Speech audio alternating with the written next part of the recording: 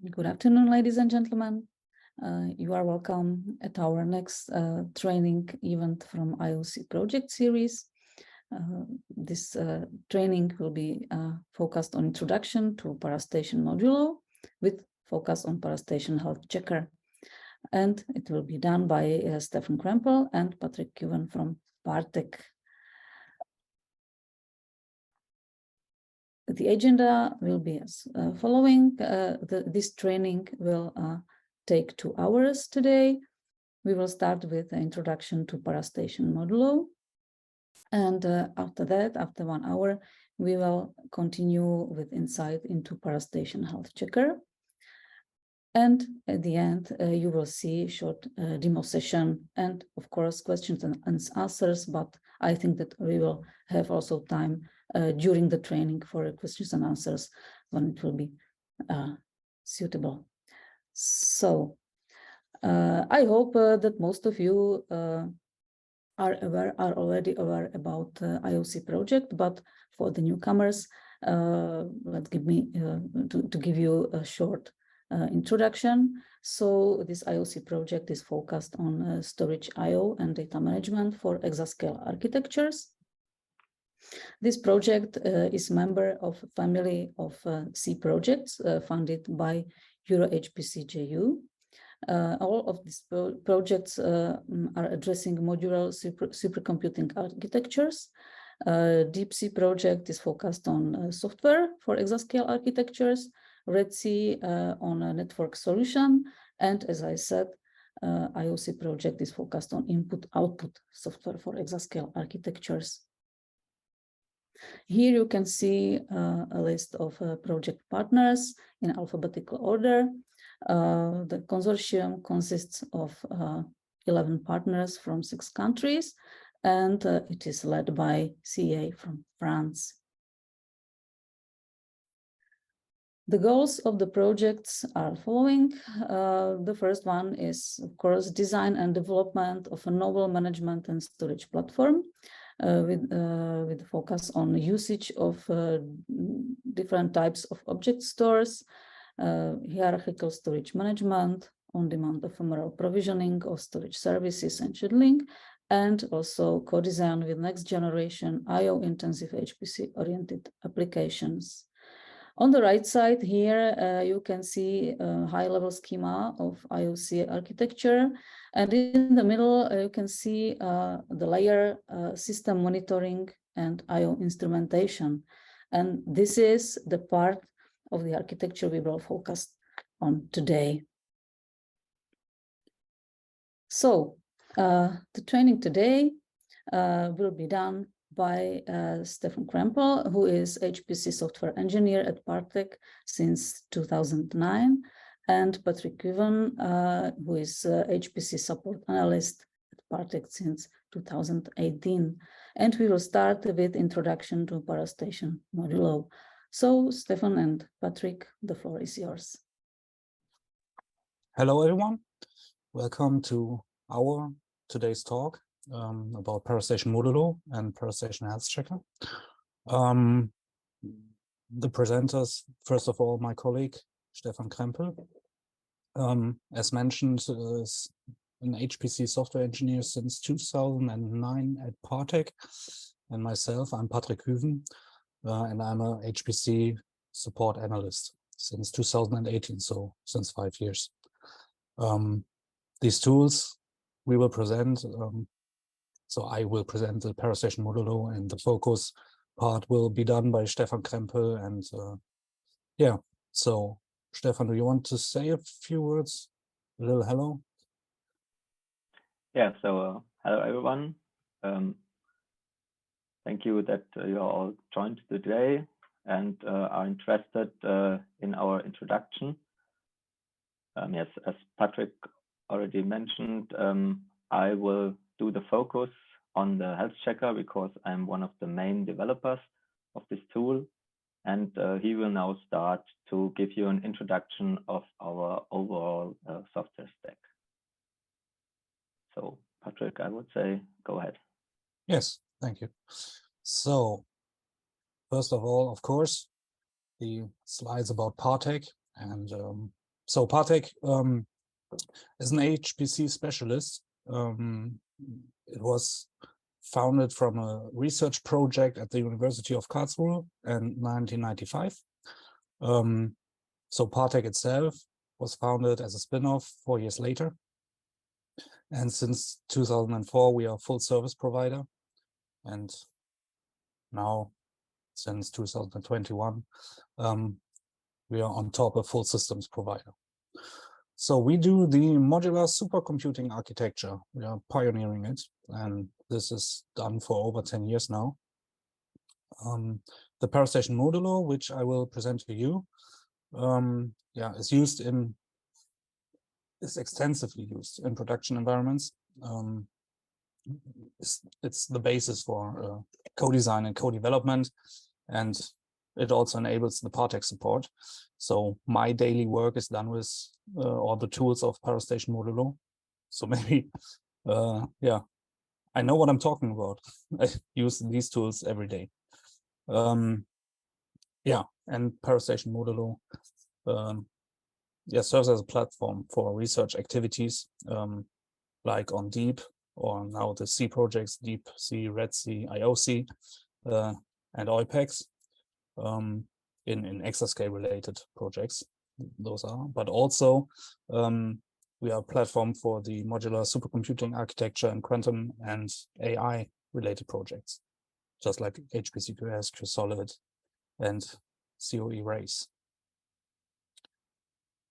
But now let's jump into the ParaStation Modulo. So it consists of 4 parts.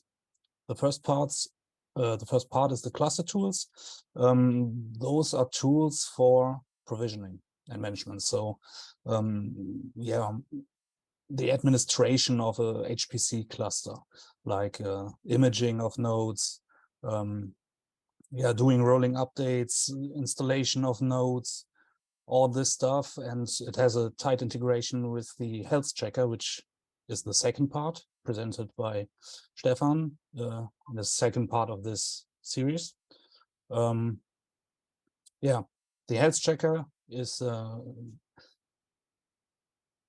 suitable for keeping nodes healthy. So it does an automated error detection and also can handle these errors, or can react to errors it finds. But more to this will bring Stefan in the second part. The HealthChecker itself is tightly integrated with the TicketSuite, which is the third part. This is a central information hub for documentation and for keeping track of errors or enhancements, or maybe you can plan maintenance with it. You just have this central hub where you can get all the information suitable for a cluster. And as a fourth part, there is the ParaStation MPI, which is an execution environment and an MPI library. It's MPI 4 compliant. And the big thing for us is the modularity support, as we have the modular supercomputing architecture on our board. So this is one feature that we have, the network bridging, but I will come to this later on. So I will present to you 3 of these parts, and the HealthChecker will be the last part from Stefan. So let's jump into the ClusterTools. Just as an overview, so the ClusterTools are used to install or update all types of cluster nodes. So there could be disk full nodes, so nodes with a disk in it. They could be diskless, which means the operating system runs in the RAM of a node, or it could be container based, so just having a container as a node. And all of this can be done with the ClusterTools. It's image based, so we just take images from a node, from a golden client. I will come to this later. we have a sample node, we take an image of it, and then we can provide it for all the other nodes that they have the same status. Yeah, and this is done through an image. So it supports multiple images per node. Local modifications can be done. I will have a deeper look later. It may be installed on all 3 types of cluster nodes I mentioned. We can do rolling updates, and yeah, we can synchronize for configuration changes. What we also have, the automatic PXE boot of nodes. We use this for system install or system diagnostics.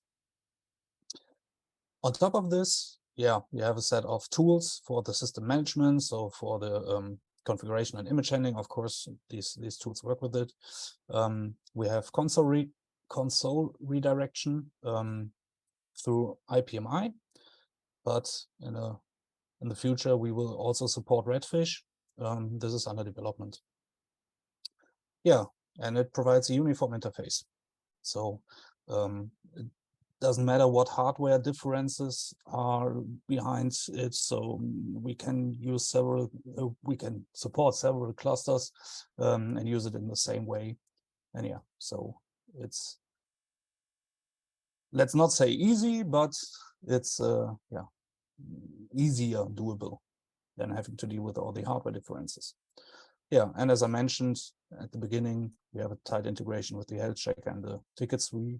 So yeah, a high degree of automation. So let's come to the image handling, a deeper look at this. So the image, in the image there is the complete directory tree of a node, so of the image we want to provide for all other nodes.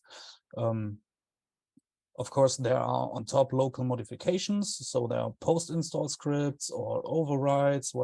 So to differentiate between the single nodes, there has to be done something like IP addresses are not the same for all nodes, of course. Something like this can be done with these local modifications. And on top, of course, we have meta information, so the name of the image and timestamp of the image, so we can keep track of what images are created or are used. We have excludes, so maybe you don't want to use all or have all the files on a node in your image because there are some files that are auto-generated, so the images would be bigger or would take more disk space than needed because some files just being generated by different daemons or other programs. Yeah, and there has to be an exclude for other files because yeah, they are maybe global or they are different per cluster or per image. And yeah, so to make the local modifications, or as we have local modifications, we don't need to take those files into the image and override them. We just leave it and have a smaller image so it can be pushed to the clients faster. We use AirSync to transfer the images. And the image preparation is done on a golden client. So this can be a physical node. This can be a virtual machine or container. Anything goes. And yeah, it can be done directly in the image itself. So with the system DN spawn, we can spawn into the image and make changes directly there for the preparation to roll it out.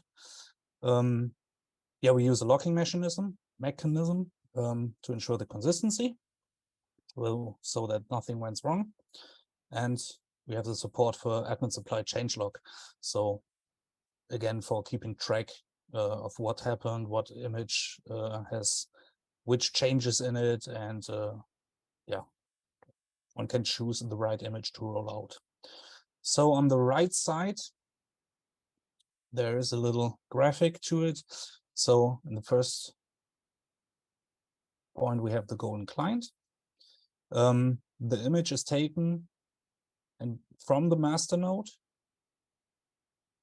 he pulls the image from the golden client, pushes it to admin nodes, and from there on, it can be pushed further down to the single compute nodes.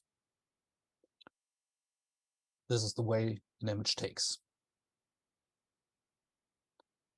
So going on, node installation, what do we need for it? Of course, we need the PXE support via legacy, BIOS, or UEFI. We need remote control via our IPMI, so the BMC needs to be configured. So we can, tell the node to PXE boot and stuff like this. As I mentioned, Redfish will be there soon. It's under development. We need the association from a node to its MAC address of the NIC it has. So we exactly know which node we are serving there, and then we can get the connection to which image it should get in installation. Yeah, and we need the support for either persistent installs, so we need a disk, or we do it volatile and install it into the RAM as temp file system. So what do we do there? First, the node boots with the PXE. It boots the grub2 loader. Then the loader boots the kernel and the init_ramfs. The image kernel is used to boot, of course, and then the init_ramfs establishes the network connections, synchronizes the configuration. On basis of this configuration, optionally, if there is a disk, we can create the disk layout. Afterwards, the full image is synced to the node, and when the image is there and installed, then we run some post-install scripts, as I mentioned, for setting the different IP addresses for the node, or doing the individual steps that every node needs. This is the process of installation of nodes.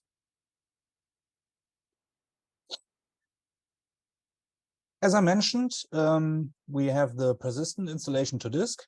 The disk layout is described, so we can create the layout, and we have support for the LVM. We have software RAID or different file system types. This is this would be no problem. Which file system there is needed. We also have the volatile installation. We call it diskless, or it is called diskless. So the image is not installed on a disk, but kept in memory, like a temporary file system. It looks and feels similar to the disk installs. We can also do updating the image. We can install RPMs. All this is possible. And it's just the same image, so we don't have to know beforehand if we have disks or if we have to use the volatile install. It's just the same image. They are just in the post-install scripts. There would be some differences, as the syslog or the kdump, which I don't know if you all know, but it takes the crash dumps of a node. If it's volatile, of course, there would be no benefit in having it on the node, as when it reboots, it would be gone. So if the install is volatile, it should be forwarded to the admin node when it's created, so that it will be there and one can debug or have a look at it, even if the node is down. But if it is disk full, of course, then you can also, you don't need to forward it to the admin node. You can have a look at the node after rebooting.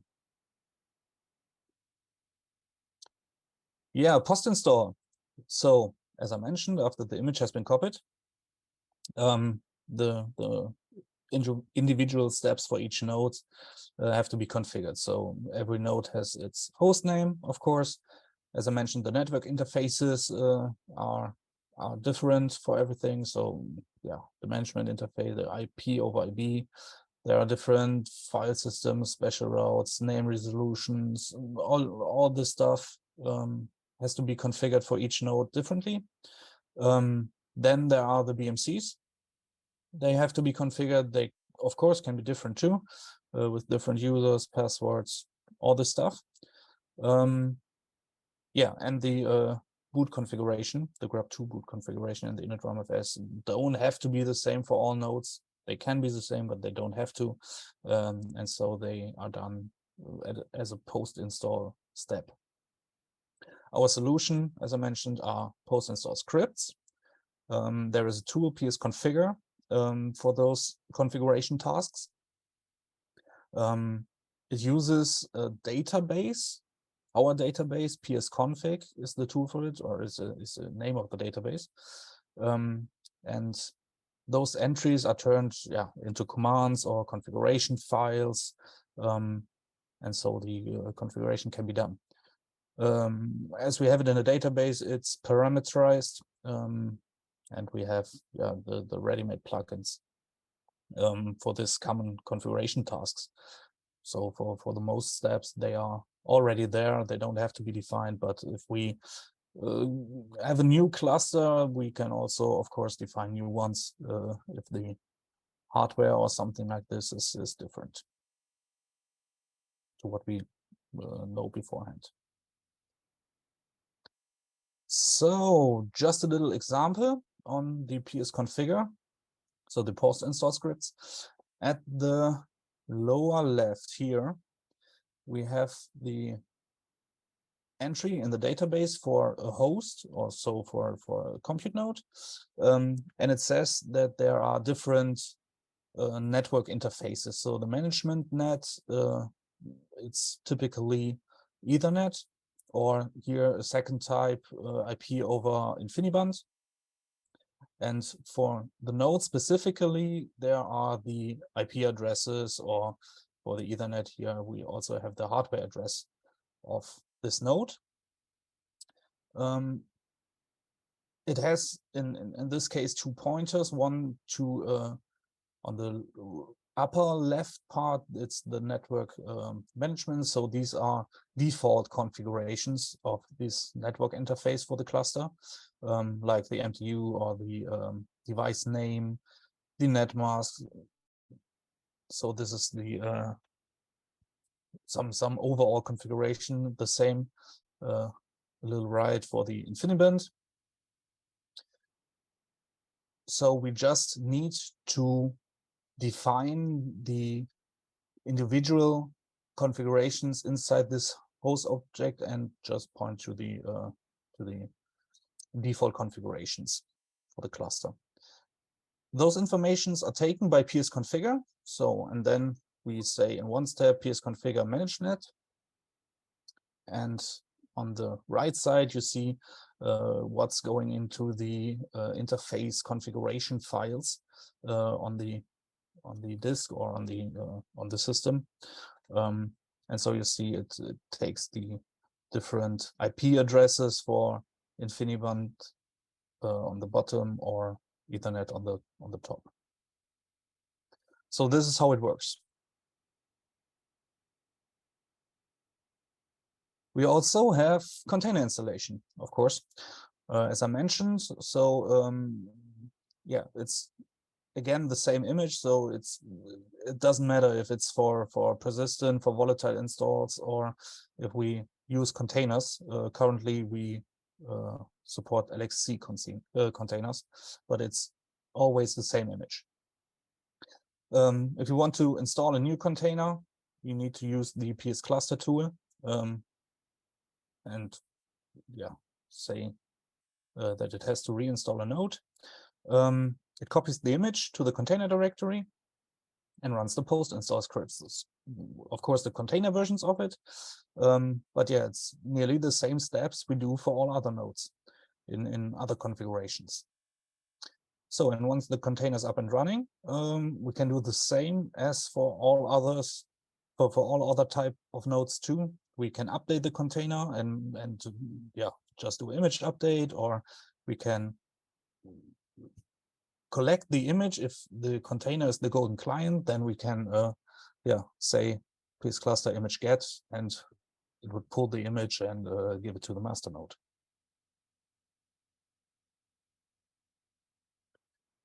Then rolling updates. Yeah. So we are able to do rolling updates. It's done during production. Of course, the image has to be prepared, so you have something to roll out. Or all the nodes that have to be updated are offline at once with a little tool PS maintenance we have. And yeah, as soon as the job that maybe is currently on the node, as soon as the job runs out, they are handled by a checkbot. You will hear later about the checkbot. But there is a checkbot, and this instance, if it gets hands on the node, it updates the node, runs post update scripts, afterwards check the nodes if everything is fine, then onlines it, and it's back in production and updated, and everything's fine on it, hopefully. So yeah, the updates in this way are synchronized with the batch system job runs.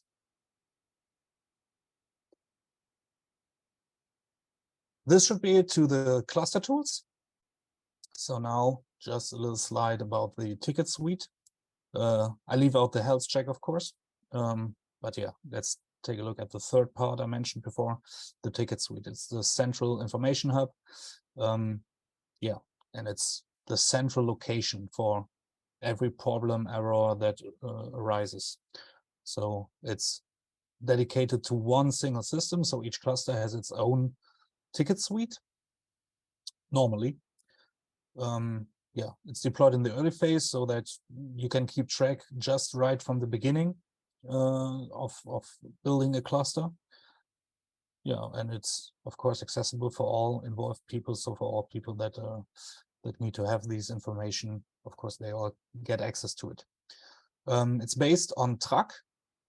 That's the open source software. And we just enhanced it and configured it differently.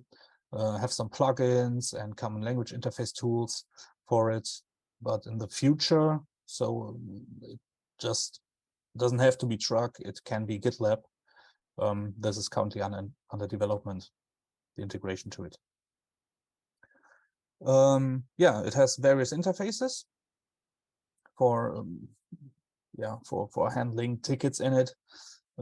So for the easy integration and synchronization, and yeah, you can generate statistics. You can do whatever you want. You can also have a connection to maybe some ticket system of a vendor, so that it is connected to it, and you can update tickets also in a different ticket system. This all can be done here.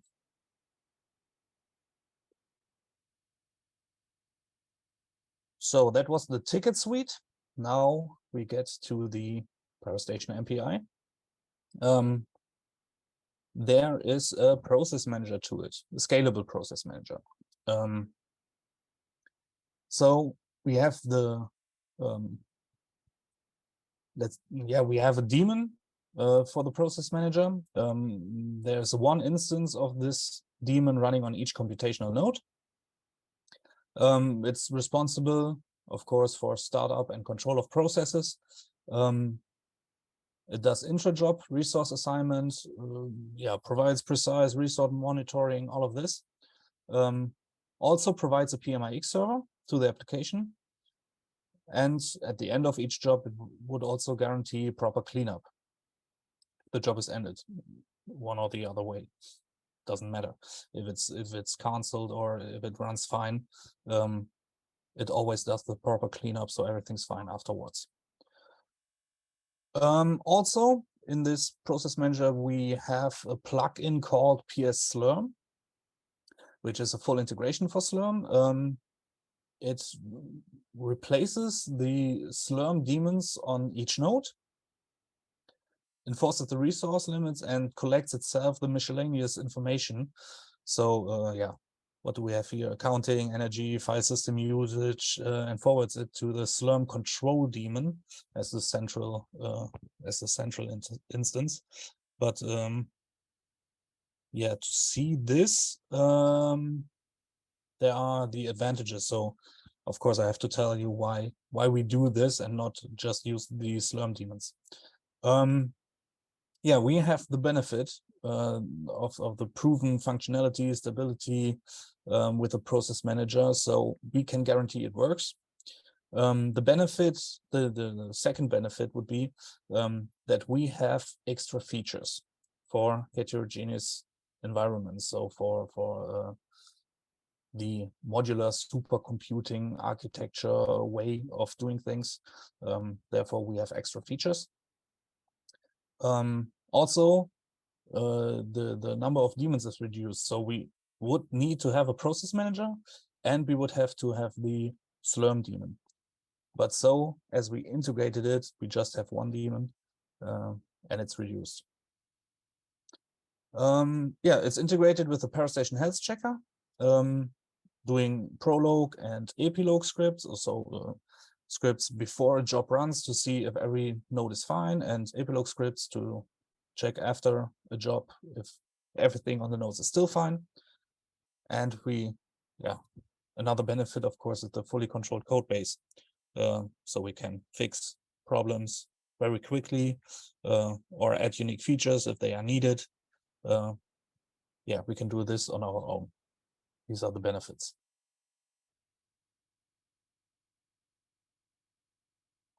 So the MPI itself, it's based on MPICH 4.1. Now it supports all the MPICH tools like tracing, debugging, and all this, what MPICH itself supports. Yeah, it integrates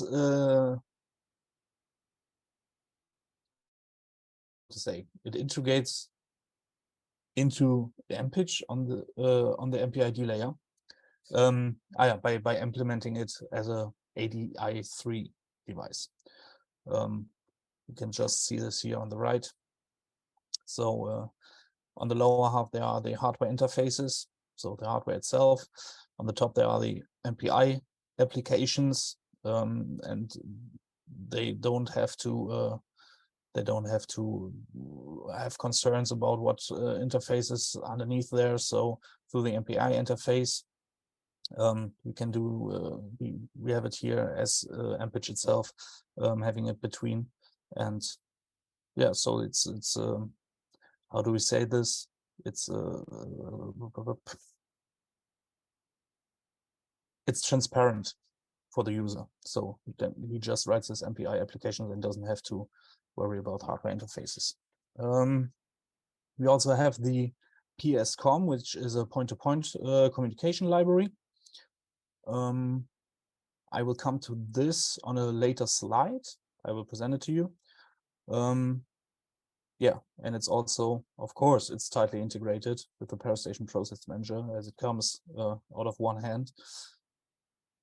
And yeah, we can provision all the process sets.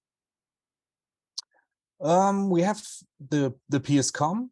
The communication library has support for various transports. So we can use InfiniBand, we can use Omnipath, VXI, and whatever there is. If it's not implemented, it can be implemented. So it doesn't matter what transport interface a cluster uses, we will support it. We support it, or we will support it. So we can also handle concurrent usage of different transports, and will bridge between different transports, between different networks. Yeah, we do this by gateway capabilities. And we have proven to scale up to 3,500 nodes on 140,000 processes per job. So it's extreme scalable. So now the modular supercomputing architecture. It's a generalization of the cluster booster concept. So you have a cluster that is built in some way, and a booster that is built in another way. and both of them in the cluster booster concept can talk to each other. But as the modular supercomputing architecture, the generalization of it says you can see it as modules, and you can add more modules as you want. You can see this on the right. So we have a cluster or booster module. Maybe you want to have some data analytics module, some neuromorphic module, nowadays a quantum module, storage module. All these could be possible and could work together and talk to each other. And this is the big view of the modular supercomputing architecture. We can use any number of modules, so it's a cost-effective scaling. We can add as many of these modules as we want. Yeah, it fits the application diversity. So we can use, or we can run large-scale simulations. We can run data analytics, deep learning, machine learning, AI. Nowadays, the hybrid quantum workloads. So we can serve all these. Yeah, and with this architecture, we are able to achieve a high scalability and high energy efficiency. So yeah, with our tools, we are exascale ready. And on top of this, as I presented, yeah, we have the unified software environment, ParaStation Modulo, which is all in one hand, and we can use it on all these modules, on all possible modules we want.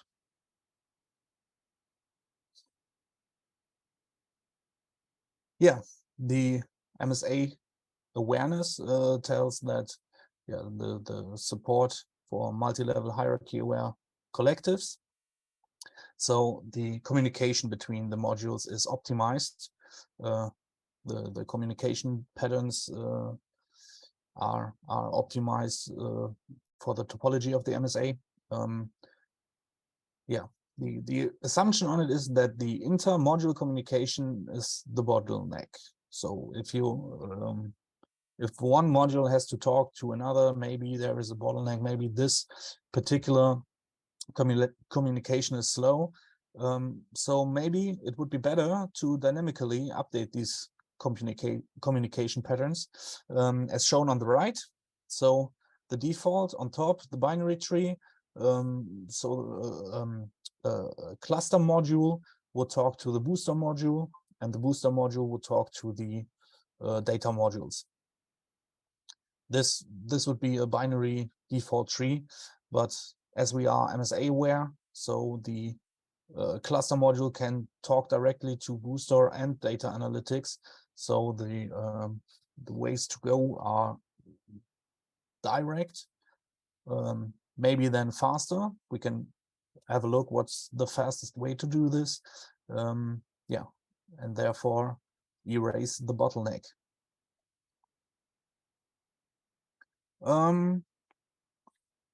So we have the MPI network bridging. We can connect all these modules do not have to have the same interconnect protocol. So they don't have to they do not have to use all InfiniBand or OmniPath or BXI or something like this.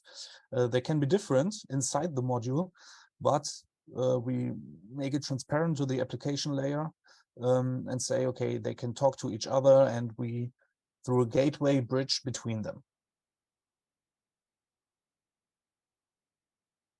So on the MPI network bridging, as I promised, I will here explain to you the gateway function. So when two processes are not directly connected through the same network, so not both of them do not talk InfiniBand, but one does talk InfiniBand and the other one does talk, let's say, OmniPath, as shown below in the graphics. Those processes are able to talk to each other through the gateway.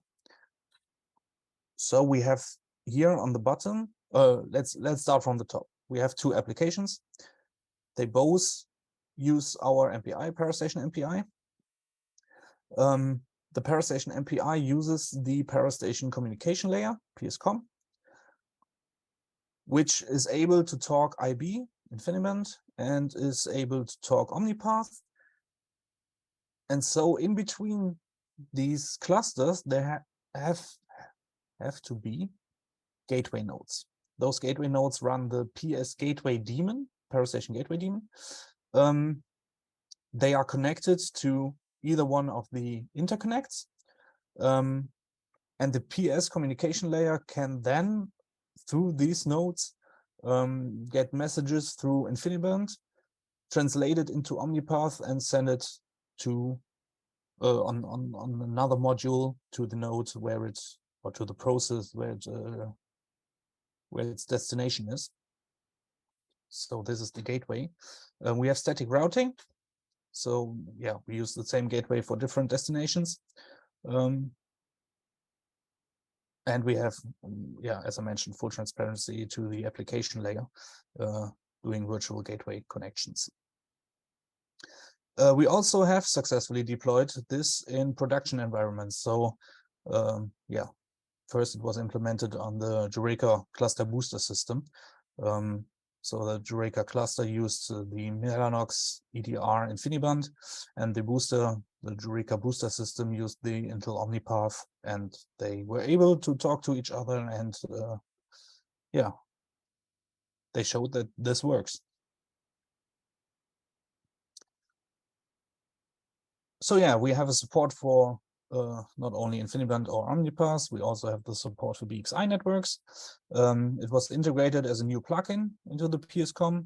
Of course, it benefits from existing infrastructure, as we had it for InfiniBand and OmniPath. And as the other two, it supports the transparent network bridging, as I told.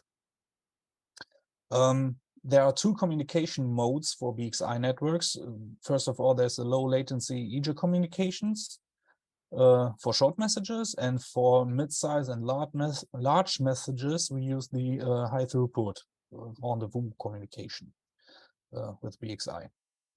And the fine-tuning for this can be done through environment variables here, the end in the portals section. That can be done.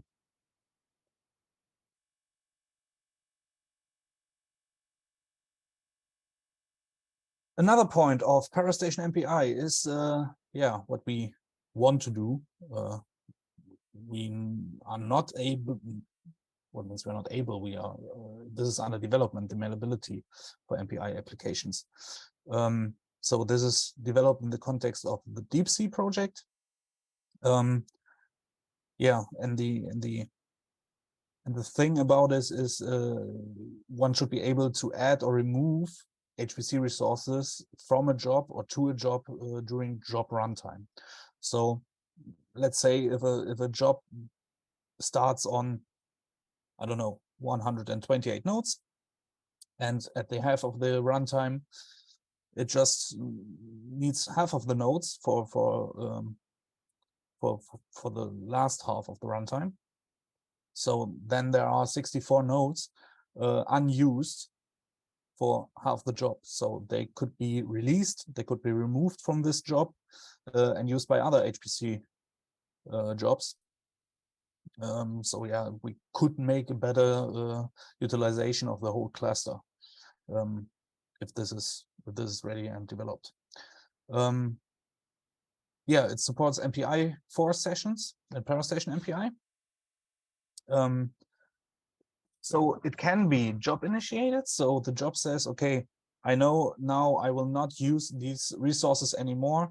So yeah, the job itself can tell the scheduler, okay, I don't need to use these resources anymore. Or on the other hand, it can ask the scheduler and say, okay, now I would like to have more resources, please give it to me.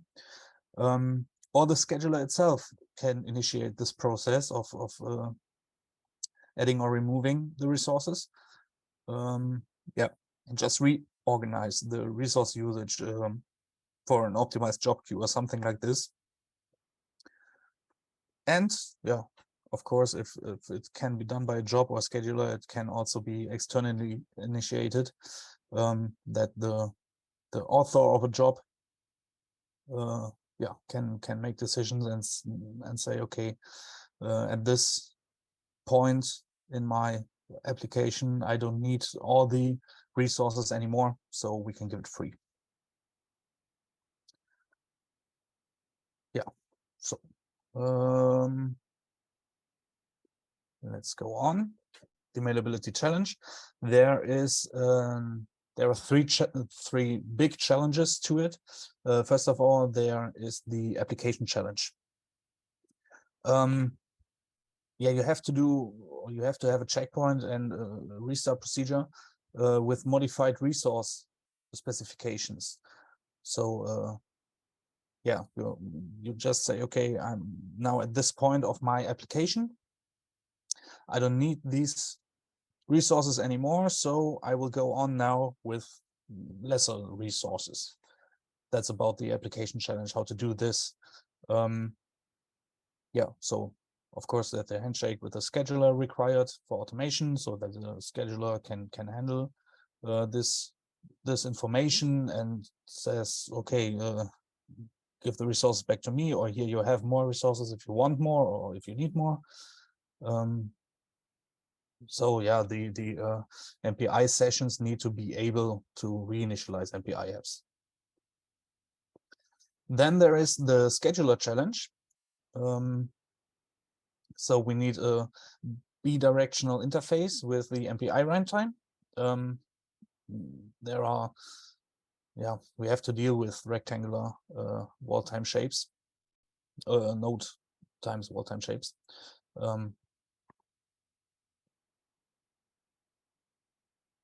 Yeah, so of course the scheduler will need to handle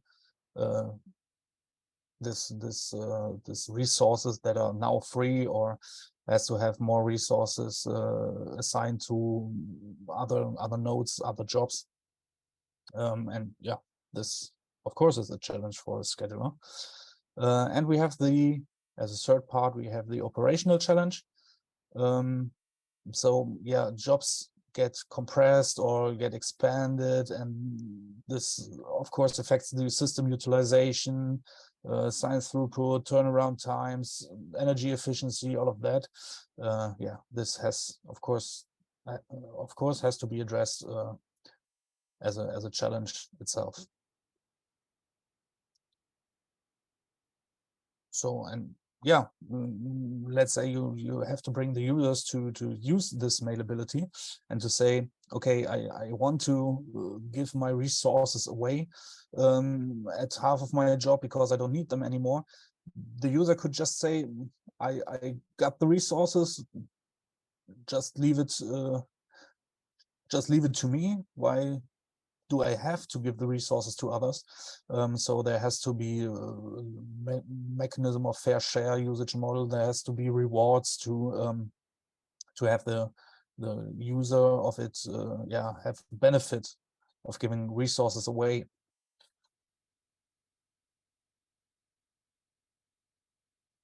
And then there is the outlook. What's what are current and future developments in MPI? First of all, a big topic is the optimization, so better support for BXI. Then there are the remote memory access, low-level one-sided communication should be improved. And yeah, we want to extend the support for hierarchical collectives. UCC is to mention there. Then we have the MPI4 it runs on MPI4, but we want to improve and extend the MPI4 support even further. We want to have a tighter integration with the process manager. So there is the wording of P sets, and yeah, the provision of those P sets. This will be done in the future. And yeah, we want to bring our developments upstream. So yeah, we derive from MPIG, but some of it that makes sense, we want to give back. And yeah, so have it for the available for the community, you know. Yeah, and as I said, the availability is something we want to do, the dynamic resizing of jobs.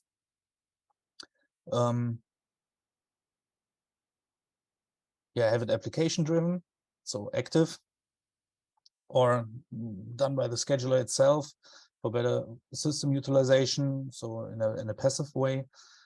Then there has to be the PMX support for example, allocation requests, something like this. This has to be done, and this has to be built upon the MPI sessions interface. So that's about it from me. This would be the first slide for the health checker. So, okay, thank you, Patrick. Well, do we have any questions from the audience for this first part? If we have time, I have a question, but it depends on your scheduling. I think we can have one question, no problem. So please I continue. have only one question from Patrick about malleability and the role of application. If you go to the page, maybe we can I can ask easily. yeah. Here, application challenges here that you're explaining.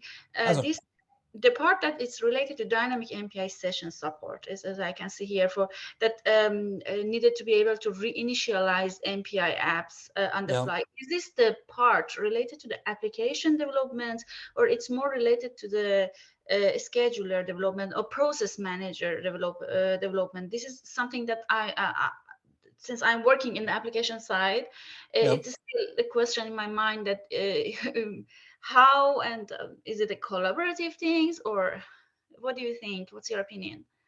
So it says the scheduler on one side just has to have a view on which resources are there, which are assigned to what job, what process.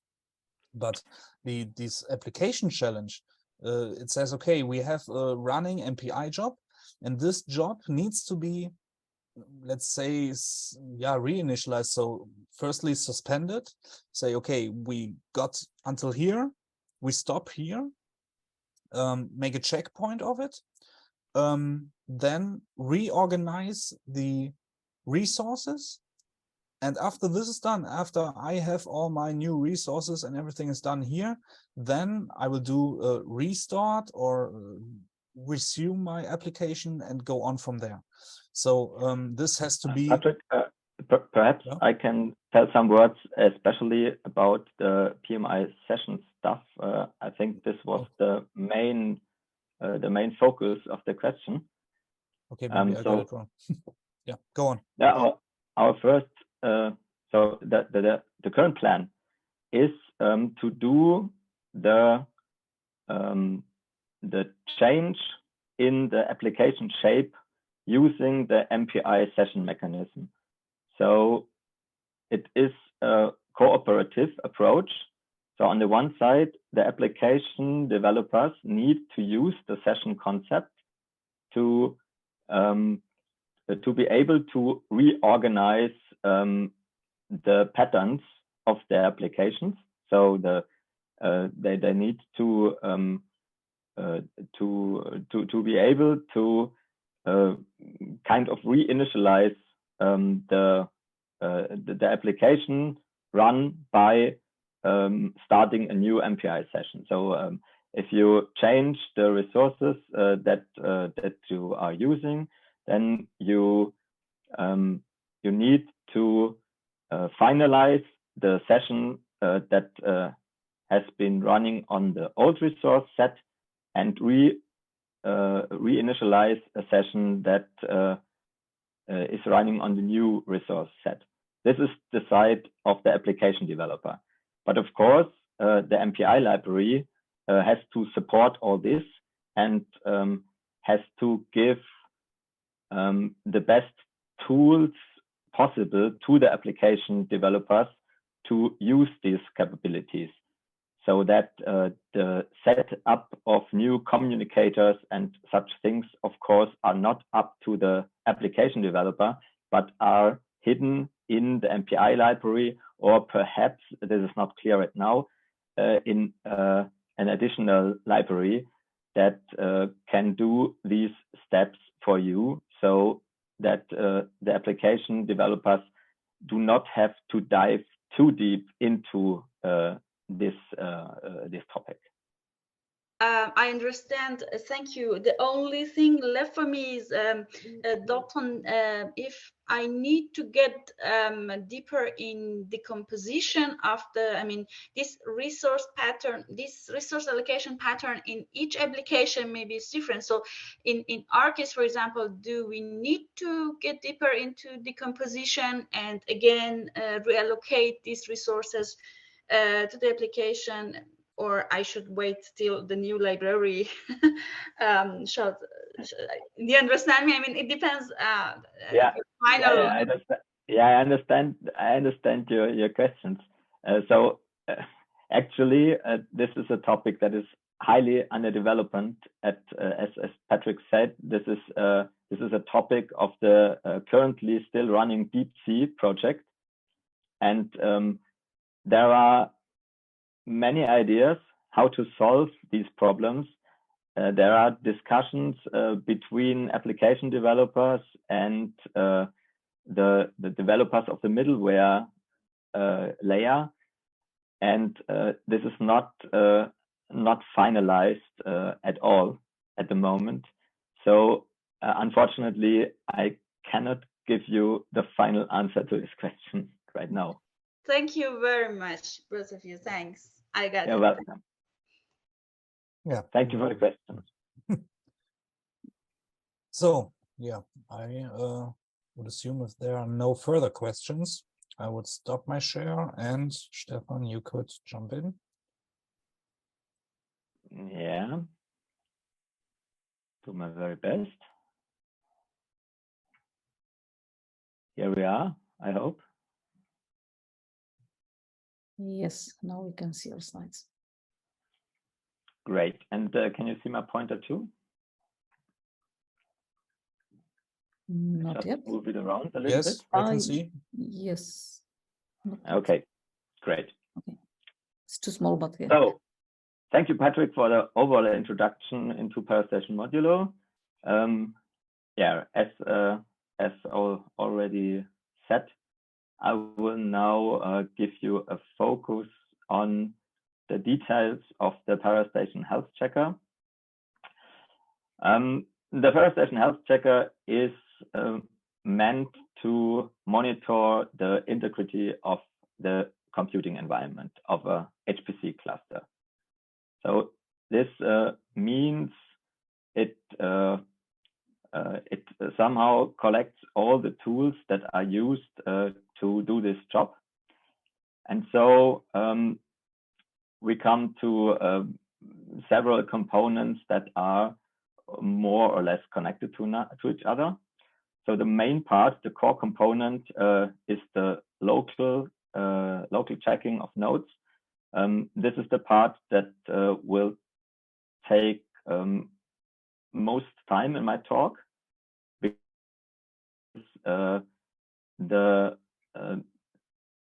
this is the part where most of our effort went in, and that brings the highest benefit to someone who wants to manage an HPC cluster. The second part that I will talk about shortly is the global system checking. This is, I think you will understand this later. This is all that is needed to assure the integrity of a cluster, but is not tied to local nodes, but more. So most this is networking stuff and network fabric. Yeah. And the last part that is actually part of the cluster tools that Patrick already presented to you is the chatbot. But we decided to move it into my part of the talk because it is really tightly connected to the HealthChecker and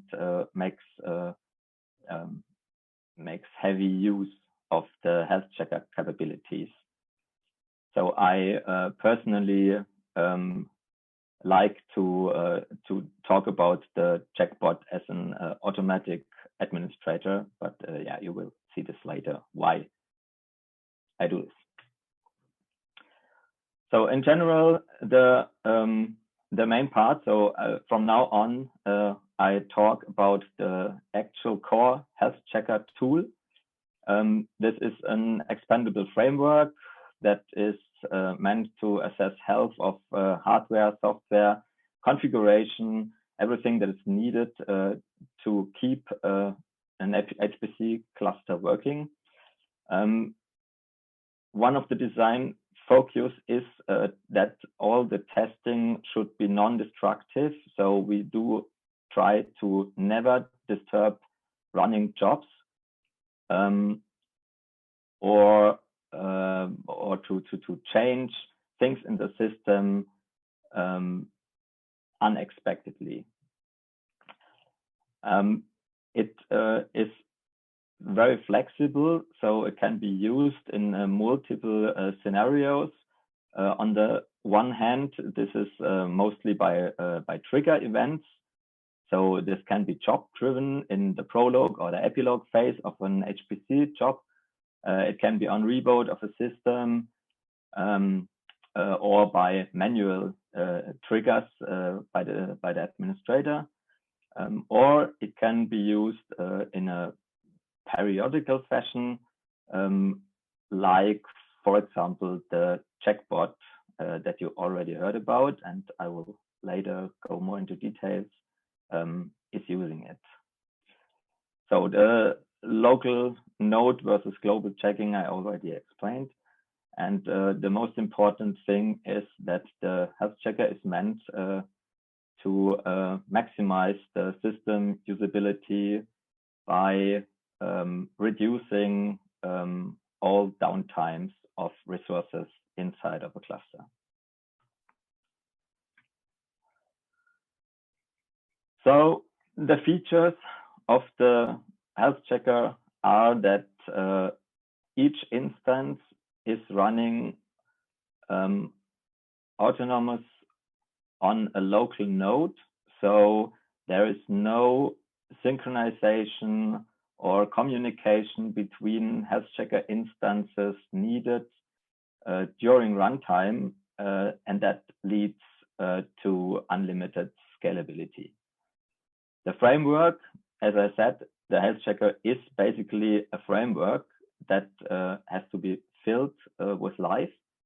But as we designed it as a framework, it provides nearly unlimited flexibility because what the HealthChecker actually does is always a matter of configuration and not predefined.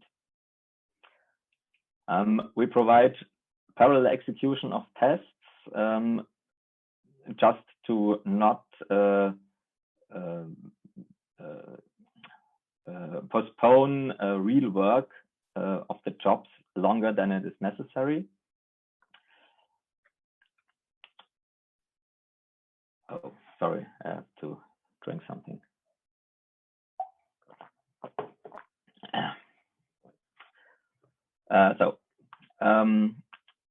Yeah, it is enabled to check remote conditions. That's not so important. More important is timeout handling at different levels. Again, if something went unexpected during a run of the HealthChecker, there are different levels of timeouts. So we will never run into hanging jobs or nodes for longer than we maximum expect this. We can define pre-actions that are mostly used to do cleanup actions, to prevent tests to fail unnecessarily, or to fix transient problems. So if we know that there are problems arising from time to time, and we know how to fix them, the health checker can try to do this before checking everything, and then it's fine afterwards. And we have post actions, which mean actions that are done after testing and react on the test results, basically doing things like offline notes, rescheduling jobs, or create tickets in a TicketSuite, already mentioned by Patrick. So, I forgot the most important thing is in these box here. So the purpose of the health checker is to put nodes into a defined state, to check the node state for a defined state, and to take actions based on the result of these checks. As I said, it's very flexible and just a matter of configuration. Okay, before going deeper into the details, we need to have clarified some terminology that I will use. So if I'm talking about a check, this is a prepared configurable test unit. Mostly this is a script, and inside of this script you will find all the experience that we have with checking clusters for many years, because if we find some problems that we want to check using the health checker, then we will collect this into such a script, which is mostly parameterized and then can be reused on other different clusters with similar potential problems. So we do not need to do this every time again, but yeah, the idea is to reuse as much as possible from experiences that we made before. The term test is used for one specific test unit that is already configured, mostly using one of these checks. And a test is always part of a test set. This is our next term. A test set is exactly what it says. It is a set of tests that can be executed together with one call of the health checker command. A pre-action is an action that can be done before a test or a test set. This exists on both levels. So if it does matter which kind of pre-action it is, then it is called test pre-action or test set pre-action. The same for post actions. These are actions that are executed after a test or test set. So this brings us to a composition of all these things. We do have test sets. A test set consists of some pre-actions that somehow prepare the system, for example, by cleaning leftover processes or cleanup of temporary directories. Then we have a couple of tests that are executed. They are always non-destructive, and they can do many things, detect failed or degraded components, check software versions, free resources, and so on. And at the end, we do have a set of post actions which can react on the test results. So the post actions will get a list of tests which went well, tests which produced warnings, and tests producing errors, and then can decide by themselves how to react on these results of the tests. For example, by disabling specific components, or by rescheduling the whole job and setting down the node, creating tickets, or sending notifications to an administrator.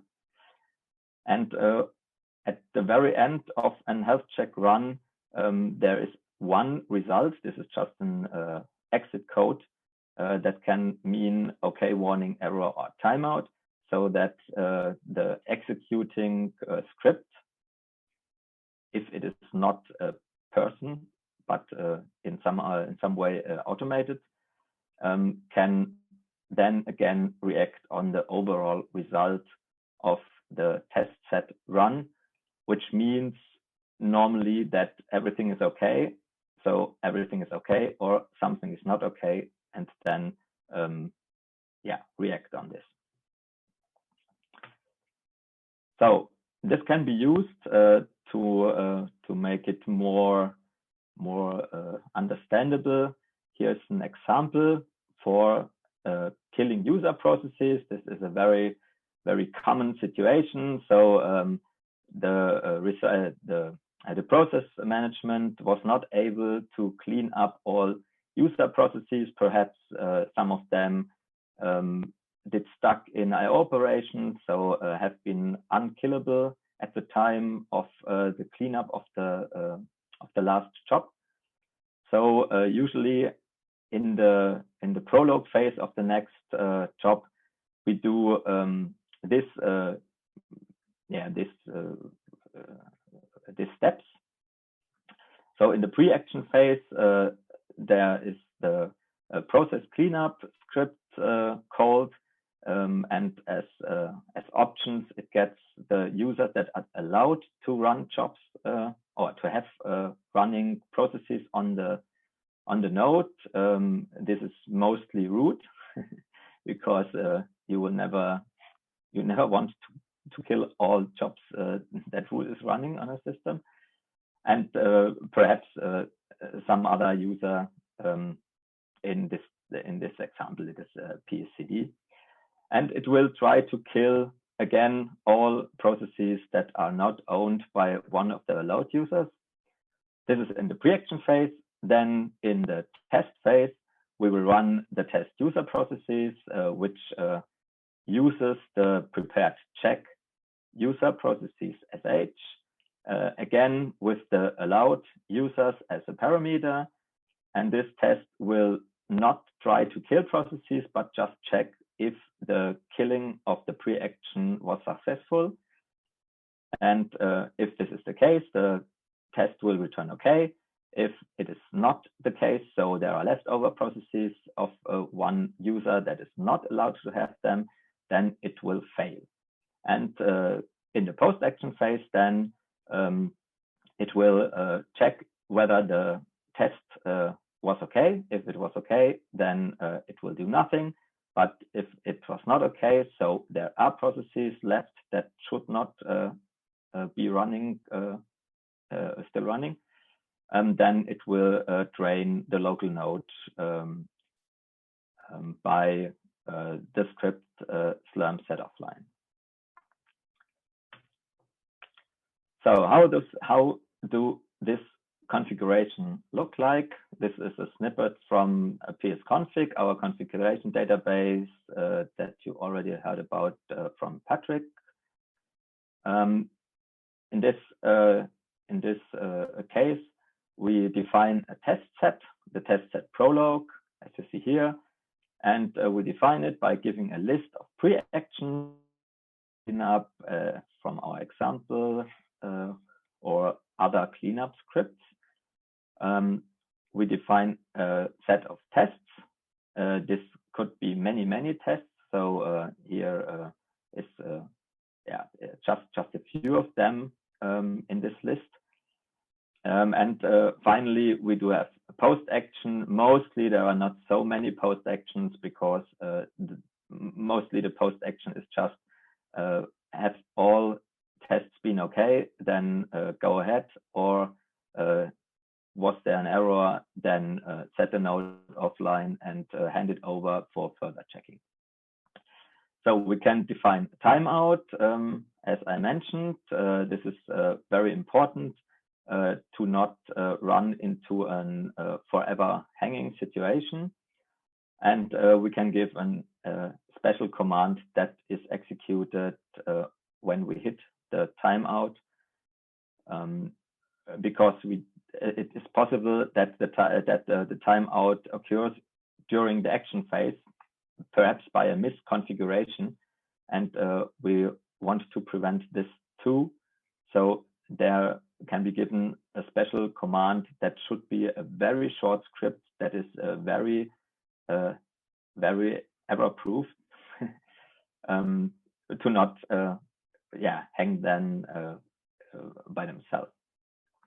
The last parameter is the break parameter. Here we can say that the test set should never stop, but always run all tests, or it can break when the first test produces an error. So this is a test set configuration. Now let's have a look into a test configuration. So each test has its own configuration, looks like that. This is just an example. The test is called PSID and checks whether the PSID, this is our daemon running on each node, as Patrick explained. The test checks whether this daemon is still running and if it is listening on the right ports. This is 510 in this case. This is the parameter of this check. So here, once again, we differentiate between a test and a check. A check is this prepared snippet. It's a script doing the actual work. And the test is this configuration defining how the test has to look like on this specific node. The next interesting part is that we define here a list of hardware types and a list of node types. So this means a test always knows by itself whether it is meaningful to run on the local node or not by comparing these patterns to the node type and the hardware of the local node. So this means if a test is executed by a test set on a node where it should not run, it will not run. I will give you a better example in a minute, so then I think this will become more understandable. So again, we can give a timeout. We can specify the kill wait time. This is the time when we hit the timeout between signal 15 and signal 9 is sent. And we can define a test to not run too often by specify a no repeat time. This means some of the tests can disturb services when they trigger or contact them too often. So for example, we can set a no repeat time of 600 and then the test will never run more than once in 10 minutes from the same node.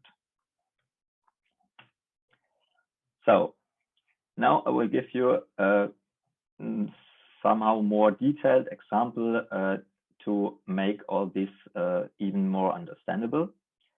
So we start from a test set that is executed by the HealthChecker that we defined in psconfig, and we do have a pre-action, and this for ease only one. We do have a test A, a test B. We do have a barrier, a test C, and a test D. A barrier simply means that none of the tests after the barrier will start before all of the tests before the barrier finished. So, and finally, we do have a post-action. So the trick here is that test A is not only one test, but it can be several tests.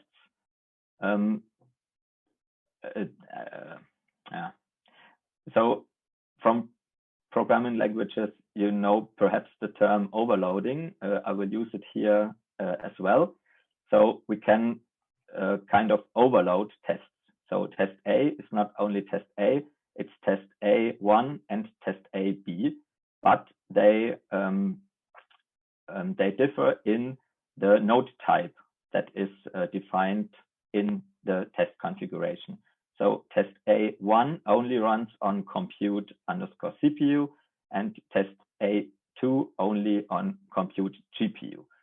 In this example, this is a test that checks whether the BIOS detected all the CPUs, and on our compute nodes with CPU type, we do have 96 cores, and on the GPU nodes, we do have 32 nodes. So this is actually the same test, but it has to use different parameters. So the same is here with the overloaded test C that checks for free memory, but with different thresholds on different node types, login, compute CPU, and compute GPU. So when we run these test sets on a CPU compute node, then the HealthChecker will choose the test A1 because this is configured for compute CPU, but it will not choose the test A2 because this is for GPU only.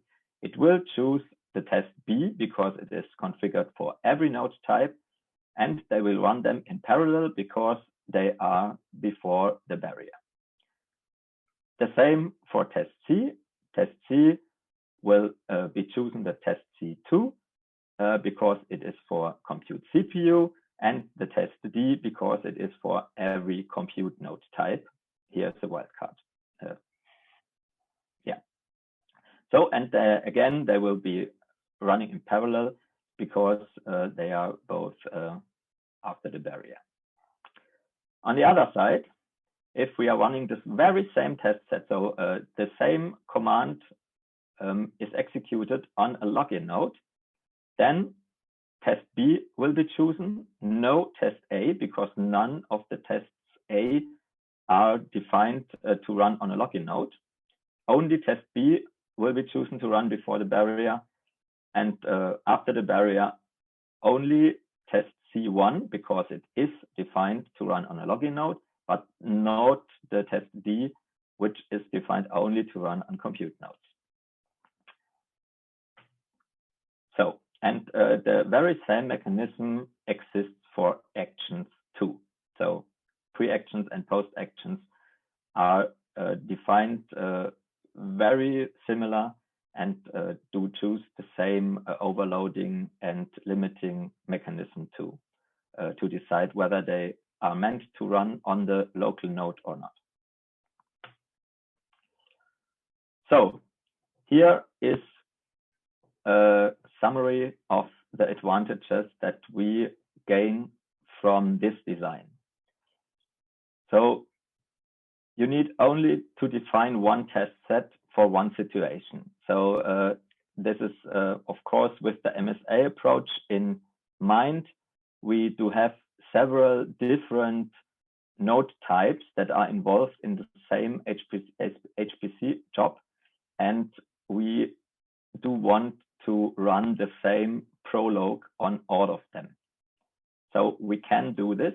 We can run the same prologue on all of them, and we can do in the prologue the very same call to the HealthChecker on all of the node types, because the HealthChecker will take care about which exact tests have to run on which node type.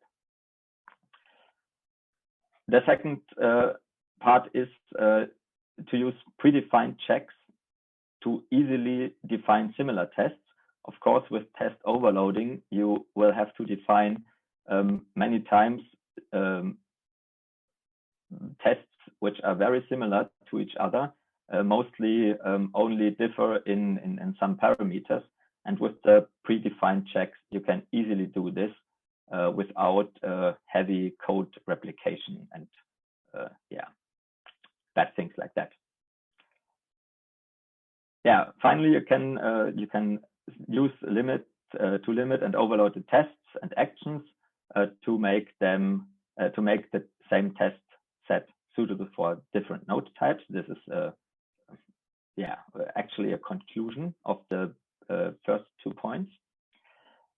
And one thing that is always worth to mention is that the framework is one thing, and it is well designed, and it is very useful.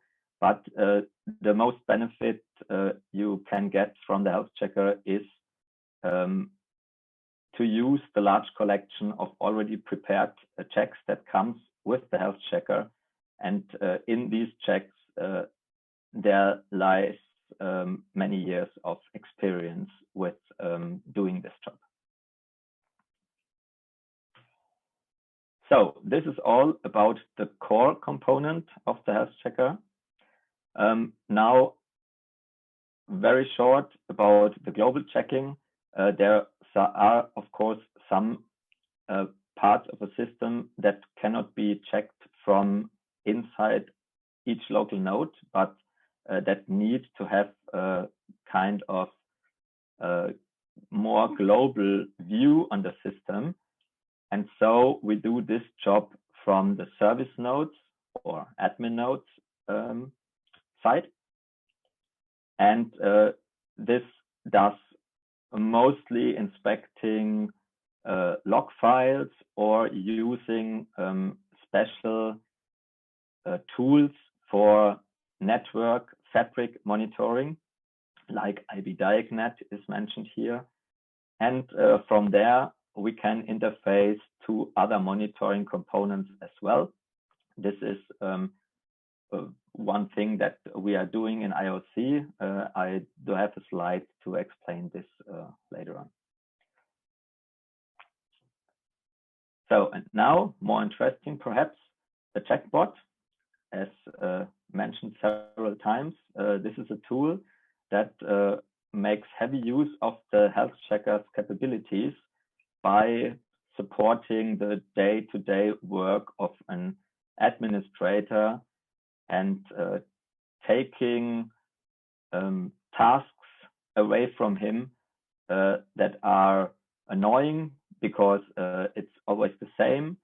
They are replicated each time, and so this is all collected into one tool. We call it the checkbot.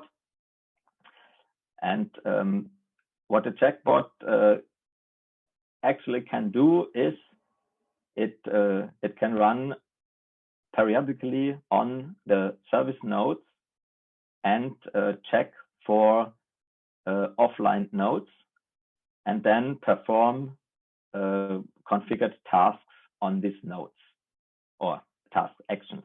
Here they are called actions.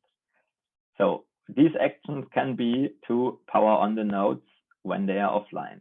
Of course, this is optional.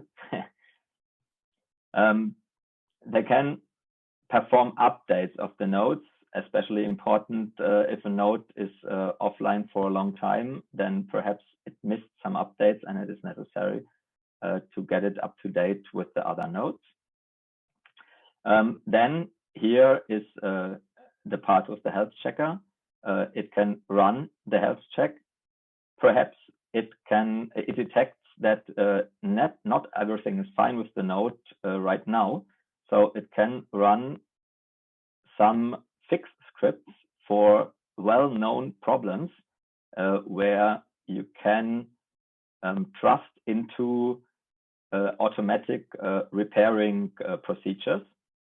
Then it can run, or it will run, the health check once again to check if the fix operations were successful.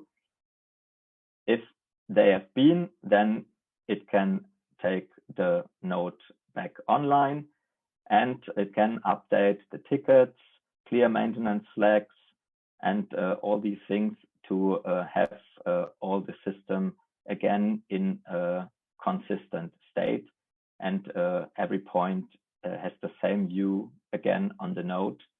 And hopefully the administrator has to do absolutely nothing, but sometimes this is not the case.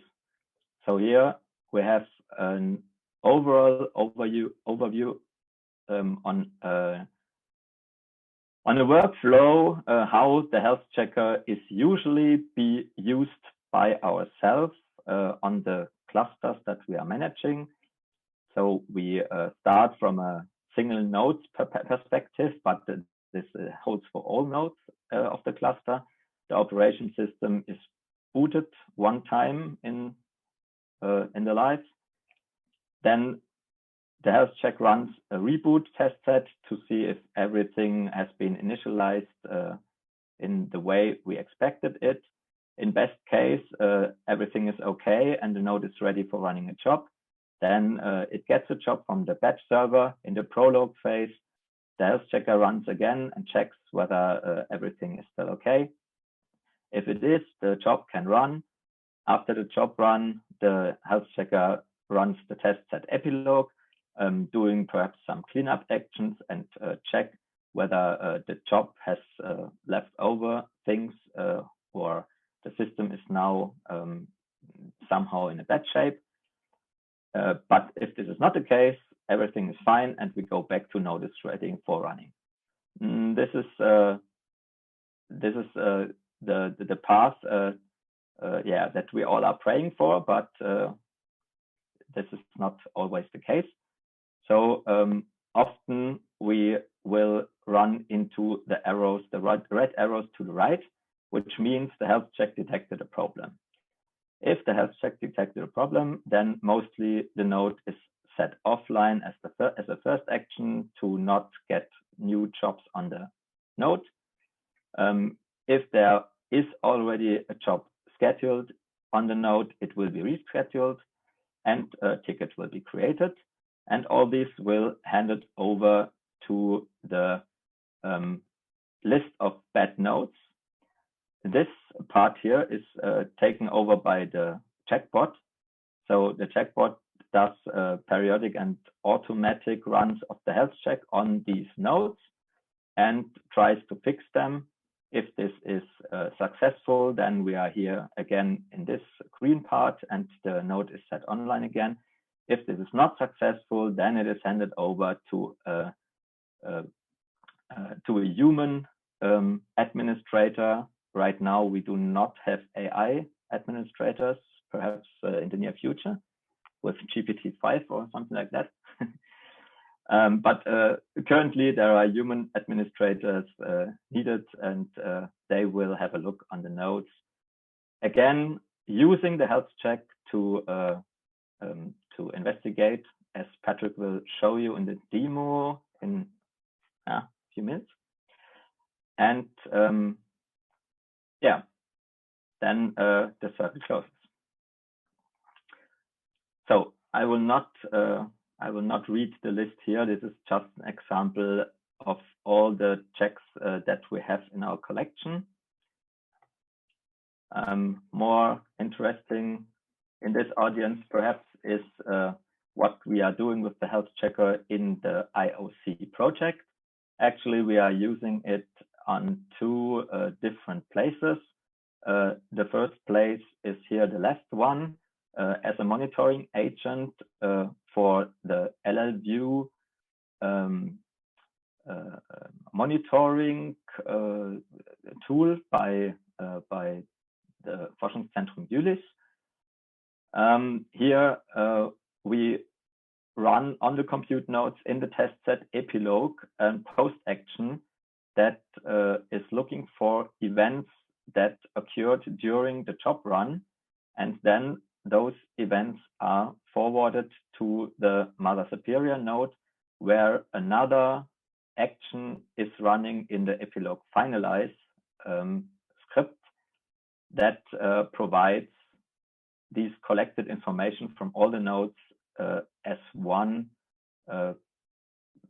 big part in JSON format, easily parsable for the LLView.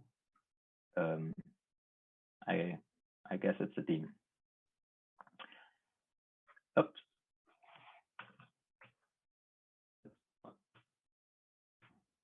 Now. Oh, I think I touched the mouse wheel. sorry. So the second part, and that one that is more connected to the actual health checking purpose, is health checking the data nodes. Here the problem is, or the problem was, to start the health checker on the data nodes newly introduced in the IOC architecture, because there is no job prologue that we are usually using started on these nodes. So we have to find another way to run the health checker there, and we found one to use the IO instrumentation smart burst buffer startup mechanism. This is the tool by Atos, which is responsible for starting ephemeral IO services on the data nodes. And we will use this startup mechanism, namely the SBBD control script that is started on the data nodes, to run the health checker there with a test set that I randomly named in its data node. It's not a final name. It's just a working title. Yeah, and then doing on the data nodes the very same that we do on the compute nodes in a usual cluster. So this is the end of my talk. I will now hand over to Patrick, and he will give you a short demo about how he uses the health checker in his daily job to manage node degradation in a cluster. Here you can see a short overview of a workflow. I will not go into it because we are running out of time. But we actually have explained all the things that are included in this graph already. Yeah, so thank you. Okay, thank you. So, well, if you don't have questions for this part, we can move directly to the demo. Again, I have another question. Okay. Depends on the time and the schedule. So, please go ahead. I think we have time. Yeah. Okay. I have a question about the monitoring system and if you can get back to the last slide, Stefan. This one? Yeah, for in the post action for compute nodes here, you said about the test set epilogue, which this is going to pass to LLView monitoring agents. Right now, we can get some results in Excel file, PDF, and as the results of CPU, GPU, and the condition of the nodes. But I'm not sure if the condition of the nodes based on this notification, like JSON files we can get. Right now it's available. I don't know if I was aware of that there is an opportunity to know, because right now I get the information directly from deep infrastructure. I didn't know if LLView is already available for this information, and I can get these JSON files. Maybe I can answer that because I'm working on LLView. Yeah, you cannot. So you cannot get the JSON file from us, but you can see the content of the JSON file if you open LLView. There's a page called. Wait, let me check myself.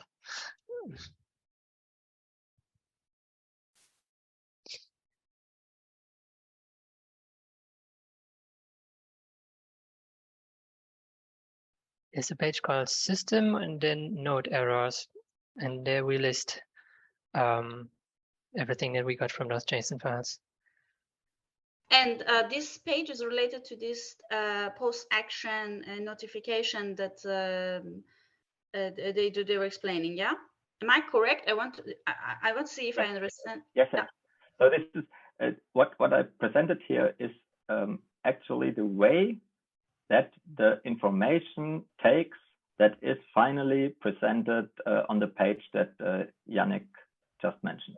Yeah, I understood that part, but I just wanted to know if I can use it right now and it's available on the system. That was my final question. As far as I know, it is available on the deep prototype. Deep prototype. Okay, thank you. Yeah, but if there are some events that you cannot see in there, but you want to see, then please contact us, because we are still in collecting such events that are somehow interesting to the user. Right now, my only problem is concerning GPUs. Yeah, we cannot see it. I mean, yeah. So perhaps you have, yeah. So perhaps you have concerns that the GPU frequency throttles down during your job or something like this. Of course. Then you can perhaps contact us, that we try to detect such events and pass them over to LabVIEW so that you can get aware of them.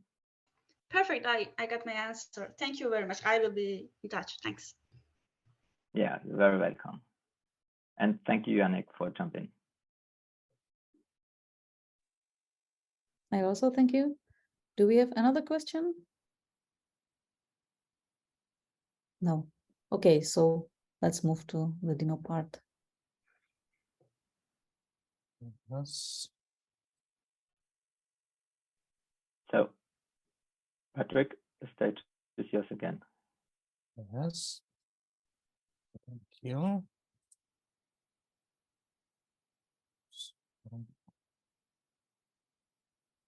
Yes. Now finding the right screen. It should be this.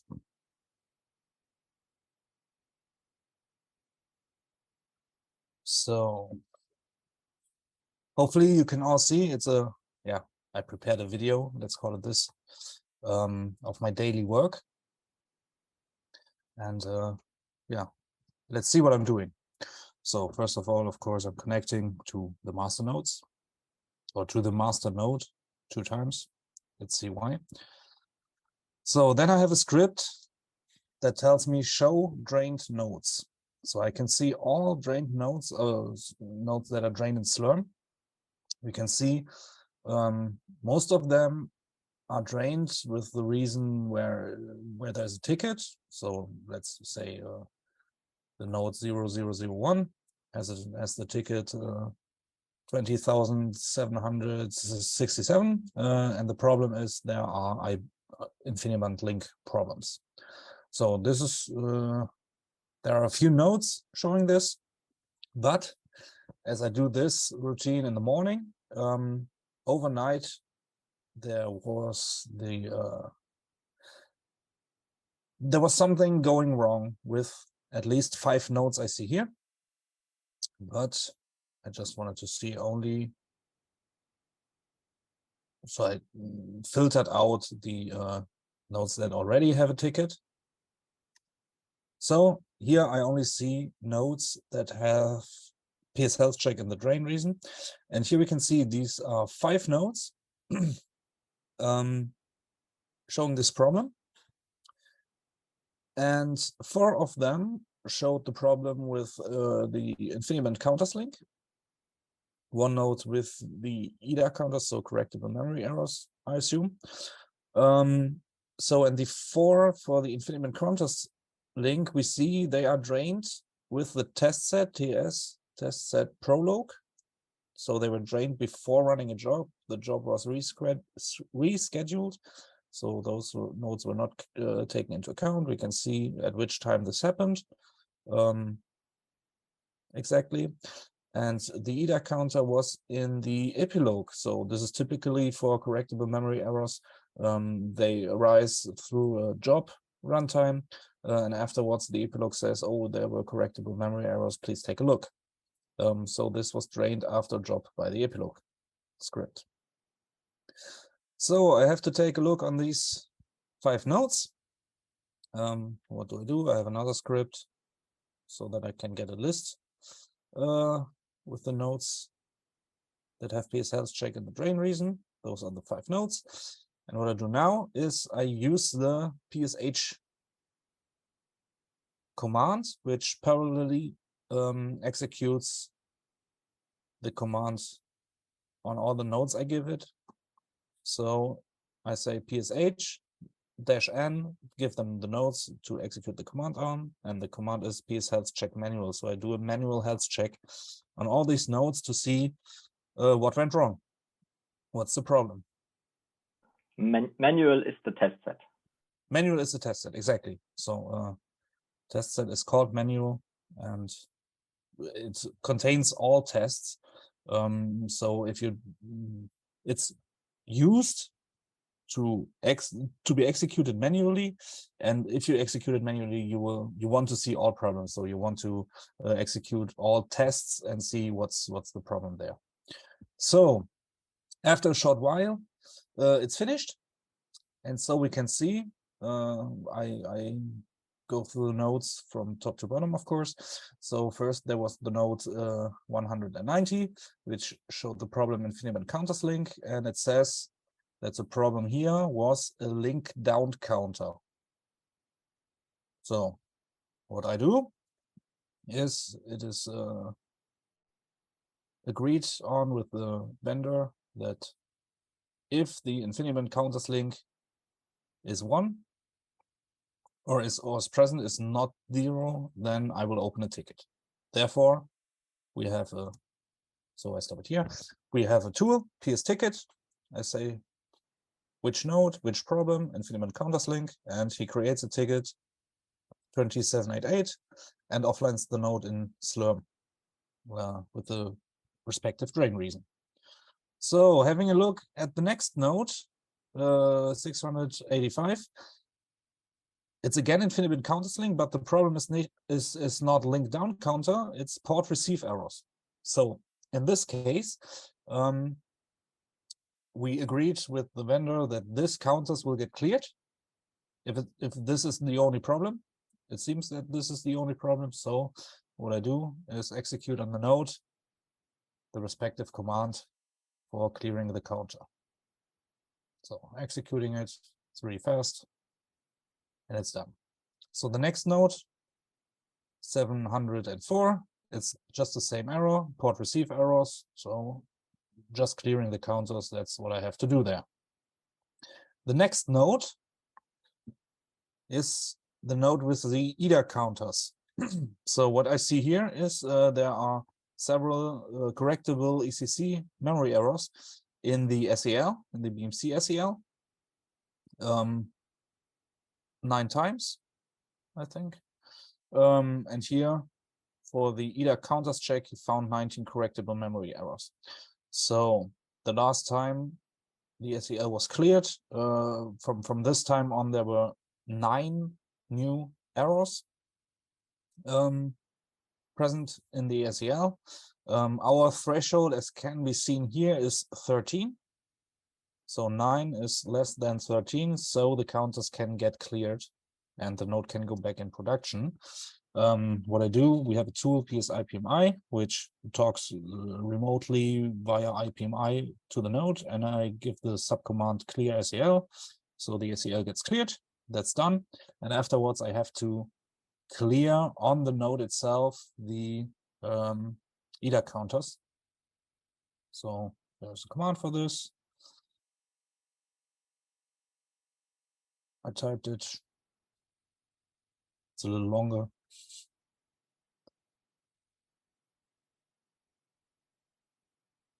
So what you have to do is just echo anything. So you can also replace anything with anything you want and put it there. So, and for the last node, 810, on the bottom here, we can see that the link down counter was again 1 for this node. So I have to create a ticket for it. So the ticket is created. And the ticket is out of, or the node is out of my scope then. It has a ticket and it's done for me. So what to do now? Now I just go back to the list of notes and do again a manual health check. And we'll have a look what comes out of it. So just have to wait a little bit. Let's see, we have done some cleanup actions. And I can see that for all nodes, the test sets are fine. Just have a little wording on the amount of tests. So here are 116 tests executed on each node. All of them were fine. So all of them were okay. No warnings, no errors, no timeouts. So everything is fine. And afterwards, I just waited for the checkboard. The checkboard came around at some time. And we'll skip a little. So the checkboard came around.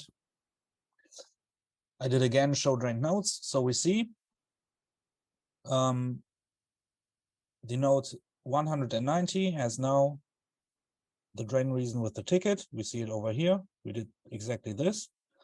Another ticket was created for 810.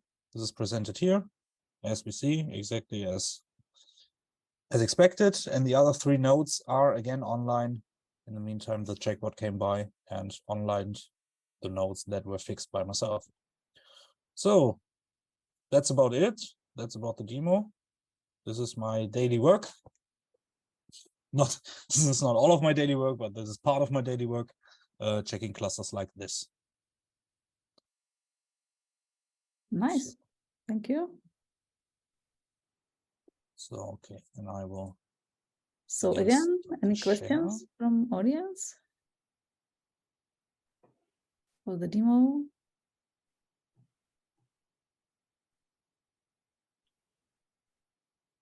No questions. Okay, maybe I have one general question. We know that your software is used in production environments, but we are also part of research projects. IOC, DeepSea projects were mentioned here. Did you obtain some special requirements which were really weird that you were not able to, to include to your future work or developments? I mean, that in the research projects, some curiosity. So, good question. I would say in each of the research projects during the finding phase, there are some requirements or wishes that looks to be somehow weird and not very useful in our first feeling.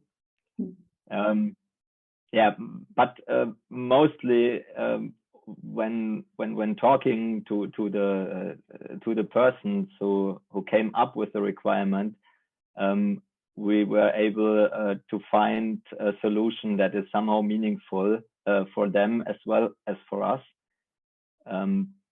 So the projects are often very useful for us to get into touch with people where we do not have the connections usually, because usually we are a little away from the end users, because we are middleware providers and mostly are in connection with the site people, but not with the end users. But the projects often gives us the opportunity to get into touch with them, and of course we can learn a lot from their expectations. Yeah, because they do have another point of view to the world than we have on our side. That's great. I would like to thank you again, Stefan and Patrick, for really nice training. Yeah, thank you too for the organization. Exactly. And thank you for attendance and attention